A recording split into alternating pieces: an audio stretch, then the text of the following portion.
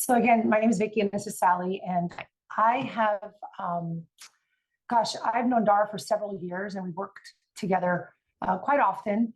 And one of the reasons I wanted to come here today specifically is to talk about a topic that, you hear about through peer support and wellness and through departments when something bad usually happens. Families are remembered, but in all reality, families have been there the whole time. Now, a little bit about me. I've been a police officer for over 26 years. I retired after 21 years with a large agency here in Arizona, Mesa PD. And then I have since, glutton for punishment, I have since continued to be an officer for a smaller agency in a college setting. And I had the unique experience, but actually a privilege that when I was in Mesa, I've been a peer support member probably since 2002, so over 20 years. But the last 6 years of my career, I had like I said, the privilege of running a peer support and wellness team made up of like 40 employees, professional staff, and sworn employees throughout the department.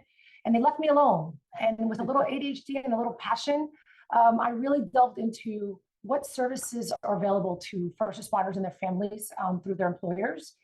And I was able to learn a lot. There was so much material out there, and I met so many people, so many vetted professionals in the community who really had not only a passion, but an expertise for working with the first responder population.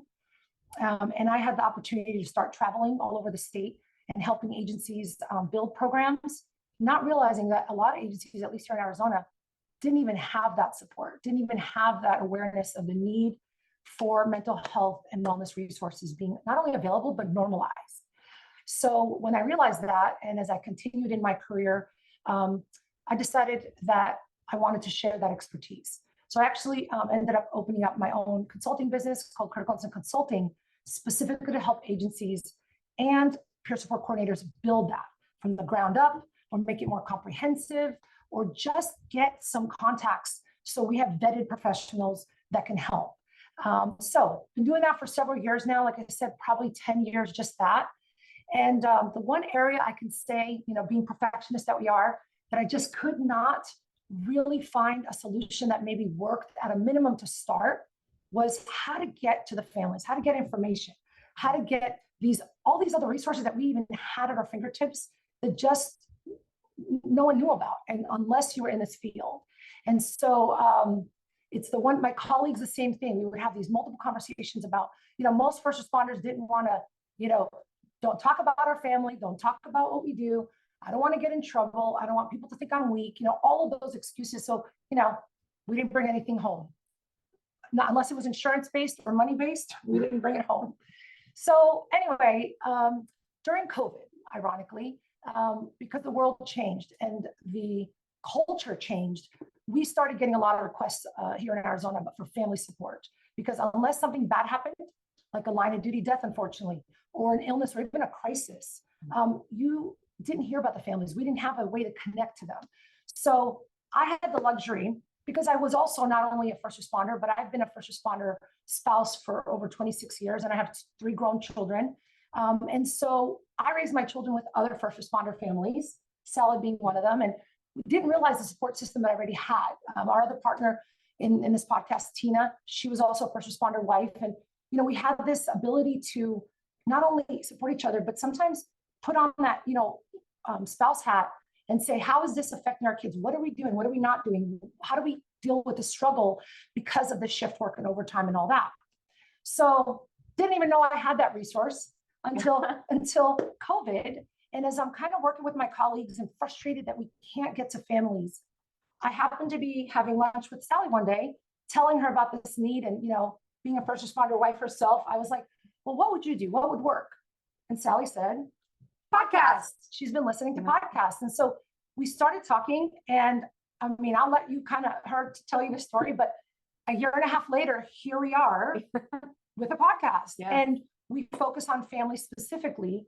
And instead of bringing you just the traditional, well-resourced and researched information, which we decided to tell you what we learned and share what our guests taught us over the last year and a half, and what those concerns, the struggles, the successes, what they are. Right. So, right.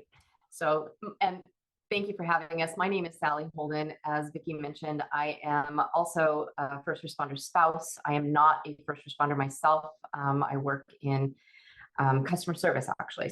But I was a first responder spouse for over 21 years. My husband has retired, and we did have that great talk, and we came up with our Ride Along Chronicles podcast, and it was Perspectives from the Passenger Seat, which essentially means the family perspective and how do we keep the family in the front seat. Our podcast platform is contrived of confidential guests, taking from the concept of Vicki's business and peer support, the confidentiality aspect of that, so that our guests can be open and honest, raw and real with their stories, and not fear any repercussions from their agencies. So we don't identify our family members, we don't identify the first responders, we don't identify agencies or even location like city, state, county. And then we do have special guest interviews, and like Dr. Dara, yes, and several of our other guests, but our special guests are identified, but they are professionals, and we've had police chaplains and clinicians and mental health wellness experts and therapists that share their knowledge and tips to help navigate this lifestyle. So during all of this podcast, this last year and a half, we've really identified a couple of unique challenges that exist in families in this lifestyle. We came across the common unexpected cultural differences that are across the board with all of our families. And we have, aside from recognizing this common theme, have come across some helpful tools that have been shared by our guests that they've learned, they've implemented, and we wanted to pass along to you as well. So you kind of covered that. I did. Great. I mean, that is really what this is about, and we hope that you will be able to take something away from all of this, because that's what we did. I mean, some of this stuff was even new to me that I've been sharing. So a little funny first, though, because as you all know, we are some special kind of people, first responders. And this one is somebody actually that another spouse shared with me years ago. And if some of you resonate, especially any family members that are on here, finding bullets, if you're in law enforcement family, in the most oddest places like socks, washers, center console, backpacks, you name it. Being stopped at the airport because you borrowed your spouse's backpack and there seems to be some bullets. Not that happened to me, but it does. Communicating by radio codes or using last names where you're a law enforcement spouse if you only know your husband's or your partner's friends or coworkers by last name. Using words like copy or negative, which, makes Salli laugh every time because I sometimes trip on that one. And then catching yourself when, you're on the phone and somebody's asking you to spell something and you start using those phonetic alphabet, which I think is hysterical. And probably the one that we laugh about the most is, as females, the going joke is, you ask your partner, do I look fat in this outfit? And, that's a pretty norm. But now you find yourself being asked by your first responder, can you see my gun in this outfit? Do I need to change? Do I need to tuck it in a little more? So these are some things that I think are fun to share because they are unique, believe it or not, as much as we laugh. Other people from the outside don't even get some of this, No. So, we kind of thought that would be something that falls right into why are we so unique? I like to say special because I think we are special, but it's not always the kind of special that everybody enjoys being around. But there's a reason for that. Being one myself, I think a lot of this information here makes sense because we have this set of beliefs and traits that most other professions don't necessarily have all of. We see the dark side. We are always hypervigilant. I mean, our head is always on a swivel. The one thing that people call us to when we get any kind of call, they don't call to say hi. They're calling to say, please fix my problem. I need something. The shift work alone and this public perception that we have where we see the dark side, we see the distrust, right. We see what happens if something else doesn't happen, that looks like a duck, walks like a duck, probably will be a duck. And the two that I think our loved ones probably hate the most is we are always in control. We come into something And if there's chaos in the room, we're going forward, and sometimes a little too soon. And because of our lovely training, we train in safety, we train in all these different de-escalation techniques. But the one that probably is important to point out is that we are trained manipulators. We're trying to get confessions out of people. We're trying to get something solved. We're trying to get people to totally help us help them. And in doing that, we come up with all kinds of awesome stories. So when we're trained like that, it's very hard sometimes. Salli calls it the verbal judo specialty, where we have a way to navigate these conversations where at the end, we are solving it sometimes before even folks realize, and that can be very difficult for family members that just want to be heard. But there's more to that. We actually have to live in these, I call them like two different roles, two different lanes. And when we do that, if we're around folks, loved ones, or even just friends that don't see both sides to us, or why we sometimes have a hard time switching, it's also very hard for them to understand and be a little more patient. And I've probably taught this slide and shared it with more of our family member guests, because when they have me and they ask, like, what about you? You're married to another first responder. And I say, yeah, but I was very lucky. I didn't know that then, but the first year that I became an officer, I also became a mom. And so wanting to be a mom my whole life, in some ways for me, a little ADHD does not help, but it did in this situation. I'm able to switch. It's like putting on a uniform for me was going to work. Being in peer support, wearing that hat had its own traits, right? Of listening and being there for that person. Or just like going to a call, you put on that hat. Well, I learned how to do that at home, but I didn't know anything different because that's all I knew from the beginning. But if you come into this family or you meet your first responder later in his career or her career, this can be very hard to understand, because when we are at work, we are heroes. We are there to fix somebody's problems. We are there to make things better. But then we go home and we're supposed to be like everybody else, calm, chill, go with the flow, have no worries. Yeah, just a regular Joe. Well, that doesn't work, because at home, we're looking to solve things sometimes.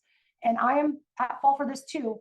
We become adrenaline seekers at home, because at work, everything's adrenaline driven. We 10 minutes of adrenaline for the next 2 hours of load time, writing reports, sitting at the stations, working on our crew, making dinner, just hanging until that next adrenaline rush. Well, at home, that's hard to do sometimes. And if you've ever done this or been accused of this, we look for adrenaline rushes at home, sometimes creating chaos in our family or trying to get lots of things done under pressure, because we work well under pressure. We don't do well with lots of time. And then strong brotherhood, sisterhood. We hear that as well. I can tell you from being from the East Coast, there's even a difference between parts of the world where this sometimes is, especially smaller agencies, this is all they know. But if they're fully living and breathing just this lifestyle, then what happens at home? They either become really isolated, or we become very much, I don't want to do anything else because I don't trust anyone. I don't want to, confide in others that don't understand me. Well, that's hard for the family that wants to do things, that wants to be out there, that wants to have these parties, wants to have all these different folks here. And then master communicators. I said trained before, but that's to do work stuff. But at home, we become not master communicators. We actually become poor communicators. And I've said this joke before to other first responders. If you are being accused at home, or you're struggling with a spouse, significant other, family member that keeps telling you that you just don't, get me, you don't talk, you don't share, don't take them on a ride along. Because when they see you at a ride along where we're communicating with all kinds of people, we are multitasking like no other, and they see that, and now you're capable of it, watch out, because we'll remember that. So it's learning why though, why are we so exhausted when we get home? And is there a way to, bridge those two gaps? And there is. And then the last one that probably is the hardest even for me is at work, we are high functioning, high fatigue, because it does not matter. We are taught safety from the beginning. We are taught to come home at night. And so therefore, even on little sleep, we have that kind of power at work to put on that face, put on that drive and get to it. But then we get home and we just dump. And it's hard to do some of the everyday functioning that family members, this is their high for the day. You know, going to a kid's game or going, you know, working on the lawn or even making dinner sometime is, you know, the limit of their function. Like that is important to them. But we are also very high fatigue. That high fatigue carries over. So when you look at these two different kind of roles, knowing as a first responder what it looks like and expected at home and what for that family member it is at work, and maybe finding a way to kind of not only meeting each other halfway, but understanding that and putting some of those things into action could make a huge difference. Because if you've ever been accused of this, or you've ever found yourself in a situation that said a simple question can trigger an argument. I have been there. Have you been there? Oh, yeah. What do you want for dinner? And the common answer is usually, I don't care. I don't care. You That does not go very well, does it? And so here's kind of how that does really go. So the first responder, you ask them that dinner, what do you want for dinner? That question. They're thinking, really? I've just made all these decisions today. I have, you know, unfortunately dealt with child death cases, or I've made, you know, I've taken some kids out of their home, or I've, you know, run code 3 multiple times today to try to get people some help. I'm just exhausted. You're asking me something as silly as, what do you want for dinner? Like, this is so minor, pick something. Well, the first responder family member does not get all that. They're thinking, what do you mean? I work too, right? Like, I'm just trying to get family here. I'm making an effort for us to eat as a family, to connect and care about this family. So what ends up happening? This crossroad, right? Well, we figured out after several conversations with our guests, not to mention own experience, 2 solutions. If somebody told us years ago, back in the academy days, look, this is what you guys are dealing with here, but family doesn't get it. So learn a simple little tool. Give me 2 options. Anybody, no matter how stressed you are, can deal with 2 options. So if you're cooking, what do you want me to make? Italian or Mexican food? I've got these 2 dishes. Great, pick one. Or if we're going out to eat, instead of saying, what do you want? Pick 2 restaurants. Do you want to go to Olive Garden, or do you want to go to Carrabba's, or, you know, Tia Rosa's, one of our favorite around here? And then what does that end up doing? Anybody can make that decision. Now the spouse or significant other is saying, oh my gosh, you know, like he cares. He cares about our family. We feel connected. And the first responder does not have to avoid, you know, get into a fight, and avoids that argument of, I do care, I'm exhausted. Something so simple. Learned it the hard way. But if that helps you, we'd like to share that, because I think that's probably the one that some of our guests walked away from when we would have these pre-conversations before, finding out what works for them. Well, so as we continue this kind of theme, right, of what do they know? What did they learn? We came across, gosh, we could probably put 20, 25 of these here, but we only brought you some of the big ones. Some of them you already recognize, and some of them we didn't even know, Salli. Like, we had to stop and go, tell us more. Even being a first responder myself. Now, the first one, super hypervigilance. I mean, we've probably been accused of, you're always somewhere else. You're always looking around. You're always not trusting, you know, you can't let your guard down. And actually a therapist that I believe was on this, in this group right here, Miss Lauren Goldbach, actually, we got the privilege of talking to her and sharing some of her experience. And she said something that I thought was great. And I think I wish I would have used this before. Awesome example. Yes. I'm head on a swivel. You could do a whole class on that. And what does that mean? So think about going with your first responder to like Costco, and you're trying to spend the day with them, right? You're trying to feel connected as a spouse or significant other. You're trying to kind of enjoy the moment. And what happens? The partner looks around and says, you're not paying any attention to me. Can you just for once, just finish the conversation by looking at me? Can we just be in this moment? Instead, you're looking everywhere. Nothing's going to happen. You know, like, what are the odds? Well, that ends up turning into a very disconnected moment. And been there myself. And she said, instead, as a family member, why don't we thank our first responder and say, you know, your head is on a swivel. I know that while I'm here with you, I'm safe, and so is everyone else around. And thank you for that, because I feel connected and safe to you because you care about me and our family and all these other people. Head on a swivel. That first responder, she said, then feels like, okay, I'm not being judged, right? I'm not being chided for the things that I not only practice, it's ingrained, and I'm appreciated. Isn't that great? Yeah. So some of these other ones, I put them up there so you could see them. We're not going to go through all of them, but the ask, tell, make you philosophy. I mean, Until I told her one day, she says, why everything's in three? Why does it have to like build? And I was like, oh, easy. I'm going to ask you. I'm going to tell you. And if not, I'm going to make you. You know, you're going to go in cuffs if you're not, you know, if something's wrong. You know, if you're fighting us, if you're not listening. We don't forget that. And so unfortunately, what ends up happening is our families feel like we're treated like criminals because we don't explain that. And I did that myself with my kids when I would say, you have a 3 warning system. I'm going to ask you nicely. Then I'm going to direct you and give you the consequences if you don't. And then the third one, there are consequences. Hello? I was just doing it in a mom way, but we get used to that because again, it is ingrained. Communication. I just gave you an example, but what we found from our guests, which I think, I mean, we laughed quite a bit in some of them because some of them have it down. It's what starts out as a simple conversation. We already told you my turn to argument. What's worse is when those family members tells us that they feel like they're being interrogated, like the verbal judo that you said, and the family just cannot get ahead because we are good communicators and we need to, especially when there's a fight or a reason. And then dictating kind of those answers where the family doesn't feel like they're heard or that they get a chance to explain themselves.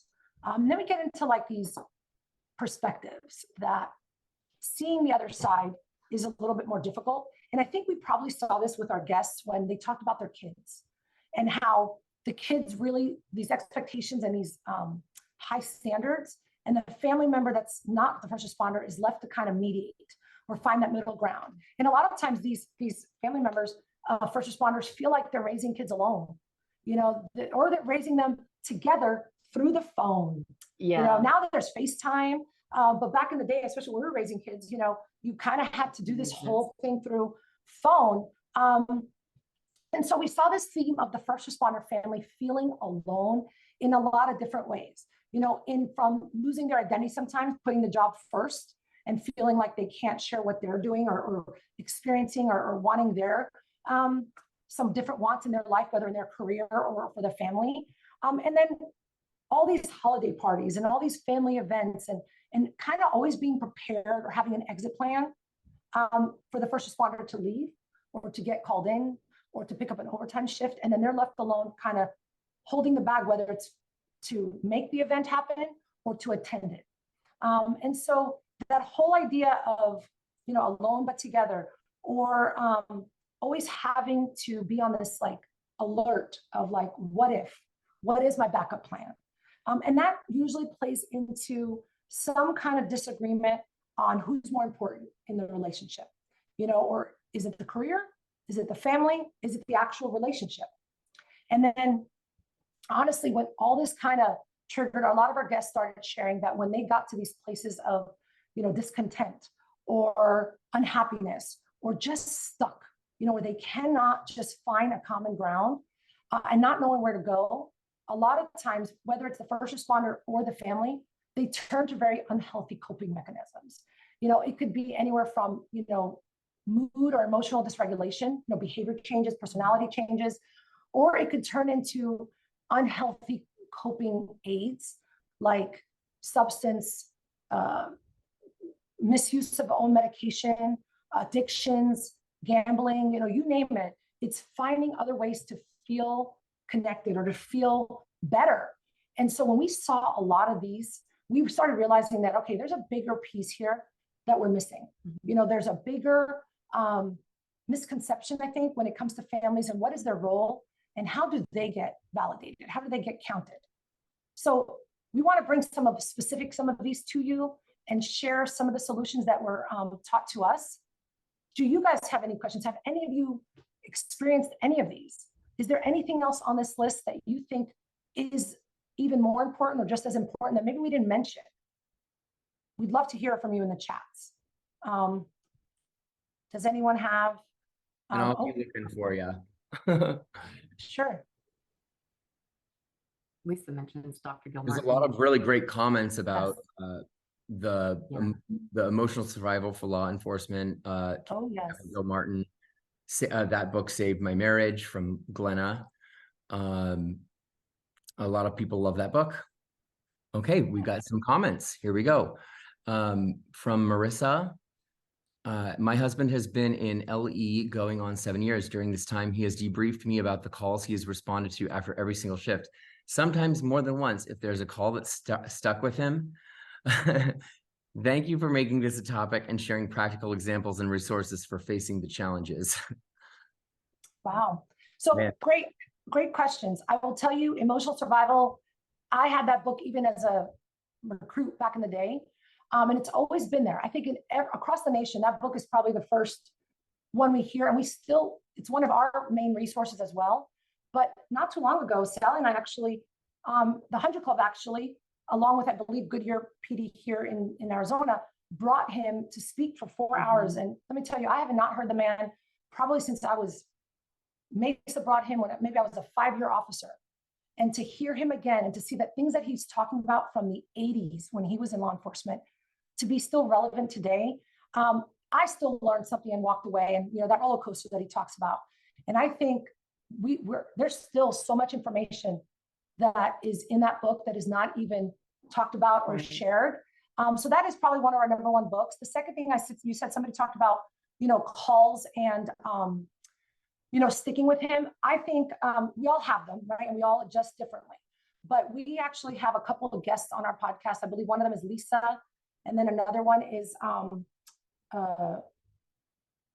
Carmen, I think, coming up, that talk about specifically when their first responder was involved in a very serious critical incident and what was it like at home and how they were able to help. And I think it was Courtney that talked about rocks in their backpack.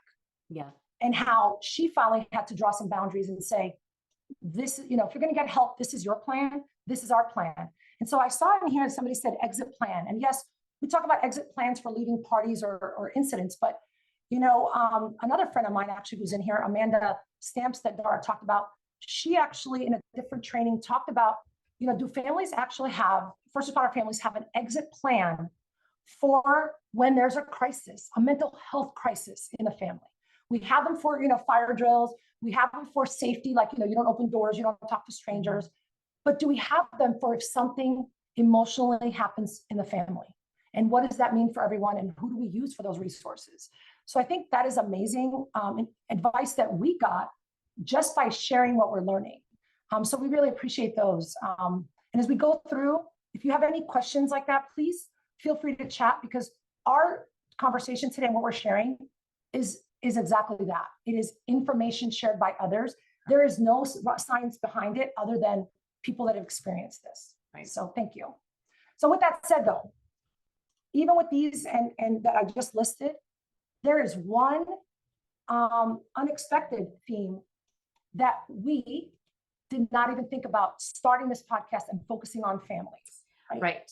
So as we have learned, now, when a person decides to become a first responder and they choose that career path, they are choosing for themselves to serve. And ultimately, there's going to be some sacrifices. When the first responder decides to start their family, or they already have a family when they get into the career, what is unexpected is the family's unexpected call to serve themselves. And they have a sacrifice as well, which I don't think it's outwardly recognized. Somewhere inside we know that, but it hasn't been really acknowledged. But what we are finding is, yes, the families do serve and sacrifice as well. And this lifestyle is their calling too. So what we have come across is finding, again, the several cultural themes, and we have highlighted some of our guests' experiences and some of their solutions. And we wanted to share a couple of those with you.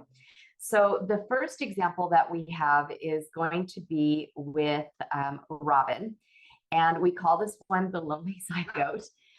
Robin is a first responder wife, and she shares how holidays and family events were always being interrupted by her first responder being called out, which would result in her attending these functions alone.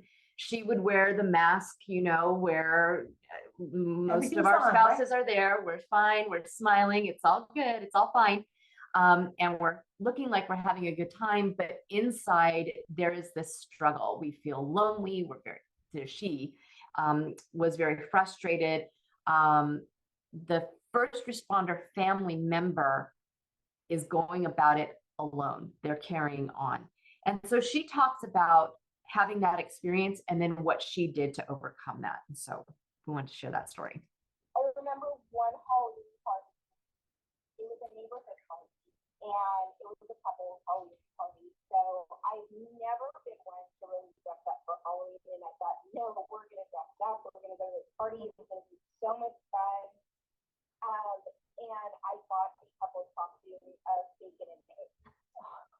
So I love that. it was so, yeah, it was so corny, but I was the egg, the bacon. The bacon party comes, and he gets called out. And I was like, oh man. So my first reaction to anything is, then I'm not going to go. If I'm in a space for something, I don't go. If my plans change, then I don't want to go. So I thought, no, don't do that. I'm looking forward to this. And so just go. And I went to the party, just with an egg. And I walked in, a lonely psycho. I remember somebody said, what are you? Okay. I know I'm just an egg, but there was another part to this. And he's not here. Bacon to my egg. And he's not here. My bacon isn't here. I have to explain why I see your party with an egg. And I remember I was laughing about it and joking about it, but inside my feelings were hurt. I was sad. I was lonely. But again, on the outside, I was laughing and trying to make a joke of it, like, oh, of course my bacon's not here, of course, again. And these were neighborhood friends, so they had gone through it with me. Like, he was rarely ever there at these parties. So I was just so on the outside, oh, there it is, typical him, he's not here. But on the inside, it was so lonely and sad, and there I was just like this sad egg.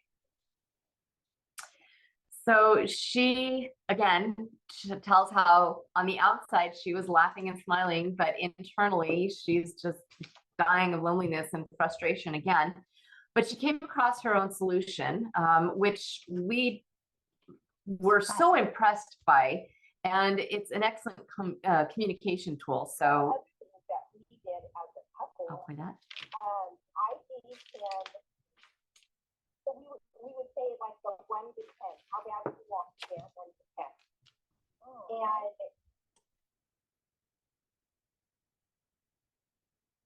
Oh, I'm sorry. Let's try it again. yeah, so I don't know if this works for everybody, but this really worked for us. And so if it was a birthday party or something, I may say, you know what, that's what you do. Go ahead and pick up the shift after go ahead and work. I'm fine. Oh my God. It was Christmas Eve. I would say that's a 10. Okay. So do what you need to do. Go work New Year's Eve. Go work Christmas Day. But I need you here for Christmas Eve. And so we would kind of put on the rate system like a 0 to 10. How bad do I need to be here? How important is this to me? But you also have to be realistic because not everything can be a 10, even though you want him there and everything. So again, her solution is doing a rating system of 1 to 10 to determine the importance of the event that she would like her first responder to be there.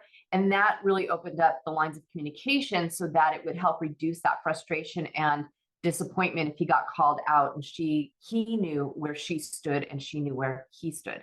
So we were pretty impressed that she came upon that early in their family, the marriage and the first responder lifestyle.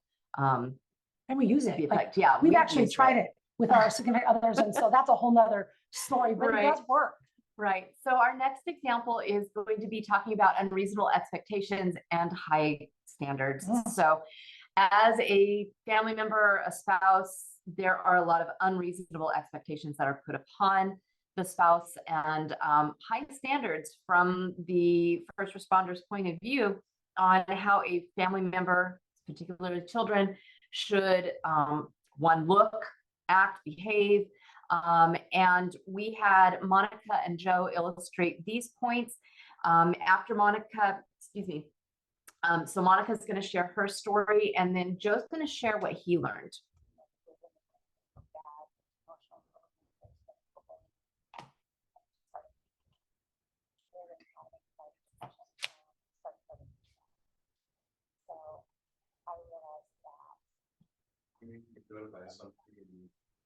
We cannot hear that at all. I'm so sorry. Oh, I'm sorry. Okay. Do we optimize? I did. I'm sorry. Just tell me. Okay. We can just tell you. If So, you can give us the gist. yeah. So essentially, she's talking about how her first responder comes in like gangbusters on her kids or on their kids, and has all of these unreasonable expectations of how they should behave. And she's kind of like, hey, let's just slow down. They're just kids. And she, this expectation often gets overlooked or misunderstood. The first responder doesn't really grasp it, where the family members are really feeling it and trying to explain that to the first responders. Sometimes it goes over their head. They're not really getting it. They might be defensive about it. But Joe talks about his experience with that scenario. Let me. Can you hear that one okay? A little more, you got to carry yourself a certain way, you got to dress a certain way, your hair needs to be cut, and you need, don't have a bunch of tattoos, don't do certain things that you would consider like out of the norm, but then you have to look back and make something that's really the norm. And you got to let them be, who they are. You tell them, don't do this, don't do that, and being on the street. Sorry, so you're straining to hear. What's going on out there, you worry, like, no, you can't have, you can't go spend the night at that guy's house. Or, no, you can't go to that party. Vicky and Salli, just go ahead and discuss it. I don't want to hear the audio because they're not coming through. I can't hear you. They're probably, they took the brunt, because then, it's not the fight that as an officer. Can you guys not hear that? No, just skip those and just talk about them instead, please. Okay. Okay. Go ahead. So, so Joe was just explaining that as an officer, he was very, you had to look a certain way, you had to behave a certain way, you were putting all these expectations on your kids that you couldn't go do certain things that other families and kids were doing. And what he eventually learned was you just have to let your kids be who they are and learn who they are at that point. And he learned that pretty early on in his career and tried to implement that as they were going along. We have Diane is our next person, and she revealed the issue of really, this was kind of unexpected, of losing your identity or having this identity conflict. So we learned that in most first responders don't realize that somewhere along the way, family members feel secondary to the first responder's career. And it's very easy to have the spouse and or children feel lost and not validated and not recognized or being put in the back seat. And Diane talks about how she recognized this early on, and she sat her first responder down and said, look, this isn't working for me. I'm feeling second place. I need to go back to school. I'm going to get a career. And she put herself on equal footing with her first responder and got herself back into the front seat. So let me click through this. I don't know if you'll hear it. No, okay, yep. And then the last one that we have was from Susan. And Susan, actually, we call this the good wife syndrome, and can now be the good spouse syndrome. So Susan suffered multiple health issues by gutting her problems that she was having with her spouse and placing his job ahead of her own well-being. So the example that she used was you know, early on in the career, she was told never send your spouse off before shift with an argument. You know, they don't start them off with a bad day. That was put on her to have that responsibility, that he had the good day, that he didn't leave home in a bad mood and have this weighing on him. And so she would gut her issues, gut whatever problems that they had, and just stifle her voice and not have conversations that may result in an argument. And ultimately that came out in chronic health issues. She became very proactive in trying to solve that problem. She did a lot of research, read a lot of books. One book really resonated with her that talked about healthy boundaries and setting those healthy boundaries. And she put those into practice.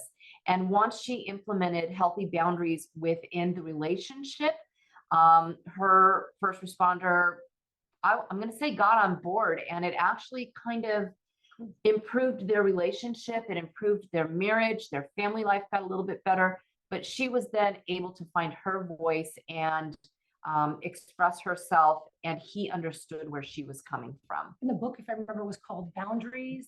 And I'm sorry, We'll put it forgetting in the the chat. author. Somebody asked, because we actually put that on our read list so that we could put it on our resource Yeah, list. it's on our resource list, and it'll be in her episode as well, in the summary. But we'll go ahead and I'll find that for you, and I'll get that. So what we're bringing to you here is, and what we learned is some takeaways. You know, we presented all of the, you know, what we've learned. And now this is kind of what we put together that kind of collectively came from this year and a half of, honestly, for us, education. So family is more important than the first responder career. I think remembering that, and actually that should start from the academy days, but continue being filtered throughout. And agencies as well as families should really kind of make that a mantra, because those families that did that and made that turnaround, either from the beginning or after things were difficult, had evidence of that, and it helps balance the first responder lifestyle when things are also good at home.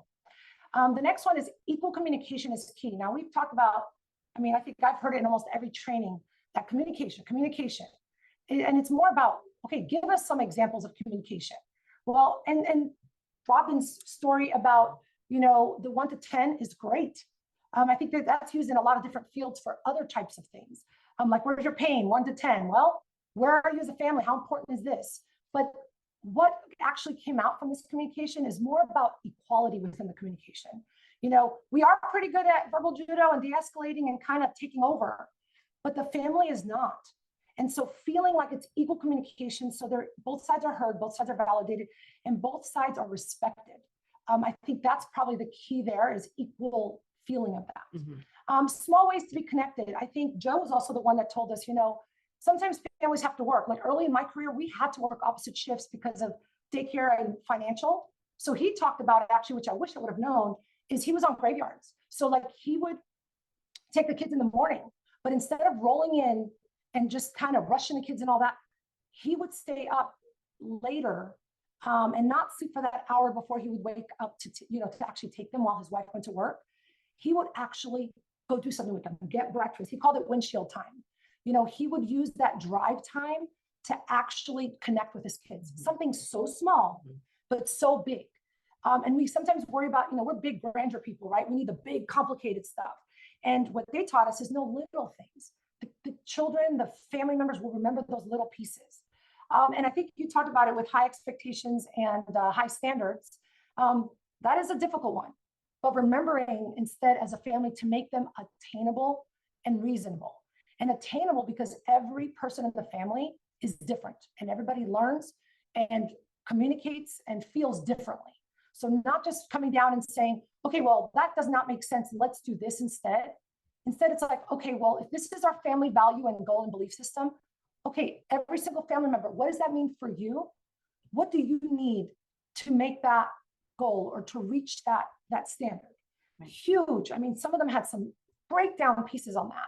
And then lastly, it's I think the big one, which is searching out vetted networks, whether it's resources, whether it's other first responder families, or even families like within the agency. A lot of folks, you know, they kind of get together, and instead of talking about the calls and the issues, talk about self-care. What are families and first responders and even extended families in the community, what are they doing for self-care? That has become a key word everywhere, but there is no way that can be done if the whole family is not together. I think that's what kind of, again, for me, who goes out and teaches self-care to first responders and resources, it's going, no, what are you doing when you go home with this though? How do you accommodate self-care in your family based on your career and lifestyle? I think those are important. And honestly, at the end of it all, and this is something we ask our guests at the end of every day, every interview, what do you do for self-care? What do you do as a family for self-care? And what resources did you find or you wish you had? So you, looking back, you can do things differently or give somebody else advice that you didn't have. And it starts with, I wish I would have known what my spouse's agency or employer had available. I wish I knew from the beginning, because things like even insurance plans, some insurances cover mental health coverage all the way through. Others is, the agencies have certain different wellness components that are free. EAP is one of them.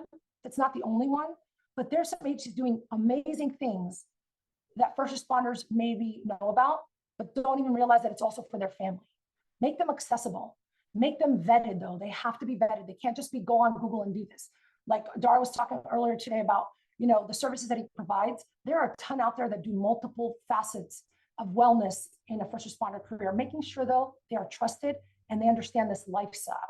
Because if we go to a therapist and we make them cry, or they tell us to quit our job if we don't want to have any more trauma, those are not the therapists and wellness resources we're going to. And something that we kind of now is dear to our heart. Like I said, I was not a podcast person, I'm a reader. And now all of a sudden, Audible has become my new thing because now I can multitask, right? And still get something. Finding things that work.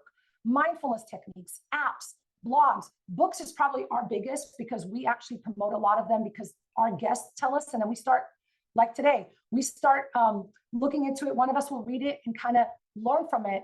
And other podcasts. I believe Dara said earlier there was another Code for Couples, I think, was also on here. Because the cool thing about what we do, but also what mental health professionals and peer support team members do, is there is no competition, because it does take a village, and we need all these different pieces to be well-rounded and comprehensive care for these family members, but they have to be culturally competent. And our goal is to bring some of that here. And we do it through storytelling and through real life experiences because they're relatable. And so if you want to hear more, if you want to get more information, I know Dara has a bunch of resources, kind of the same thing. We added that component. So we do have kind of a one-stop shop. But again, these resources come from real folks. And so for us, that is kind of our passion.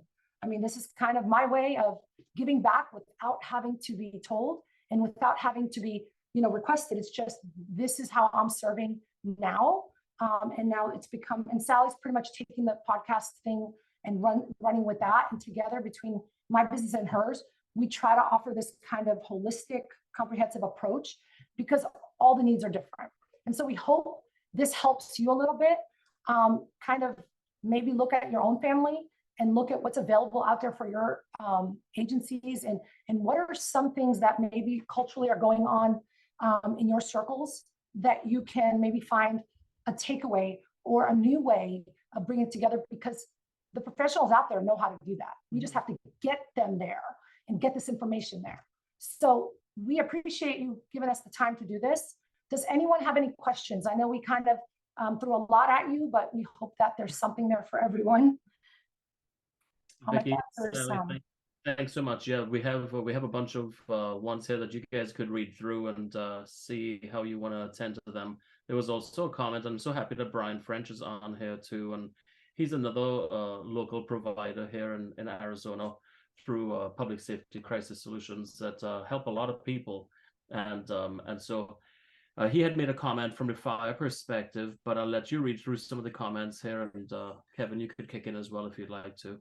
Would you like me to read some? Yeah, sure. All right. So we've got guys at the firehouse have started to have conversations on how much FFs give to the department versus home and family. Life seems to revolve around shift schedule, and being able to give 100% to the crew and department, and then the family is left with a depleted, grumpy spouse/parent. That's the That's a good one. I think oversharing has come out a lot. And we actually had a fire wife who kind of figured it out. And that was, her name will come to me. And she basically talked about that they actually sat down and looked at a shift at the beginning of every month, right? Because, you know, some work 24, some work 48, but they're gone a lot. And so they sat down in that month and said, okay, what event are you missing? You know, in the family life, in the children's life, and in our, you know, kind of circle. And they would have conversation. And if there was something important, like a birthday or something in there, they would come to the station, or they would celebrate on the following day, but they would have that on a plan before. So that's kind of how they tackled not making the shift and the grumpy, because the first responder or the firefighter knew, okay, if we're celebrating today and I know I'm exhausted, I've got to bring my A game, because this is not about work. This is about my family. So it almost like he knew what hat to wear. And the other cool thing that she said is when the kids were feeling like, you know, he told the spouse he had a bad call, or he was having a bad day or something. And with fire crews, the cool thing is, especially if you live in the community that you're there, you have downtime. So what they would do is they would come visit him and just do a little check-in to try to offset that bad day. So I thought that was kind of cool. And she had some helpful things for that. And we can answer what that episode is in the comments after. We also have a comment from Lauren Goldbach, and talking about EAP specifically and culturally competent therapists, and how oftentimes you only get one shot at that. And if you send a first responder to a green therapist or someone not trained specifically, you can lose them and they'll never go back. They're like, I tried it, hated it, not for me. Right. Oh, so true. Yeah, they don't get me. They don't speak my language. That could be more true. I also want to comment on something here that Marissa von Holden said, which I think is very impressive for her on her part, because her husband has been going on 7 years in law enforcement, and they have a relationship set up where he feels open to be able to share with her.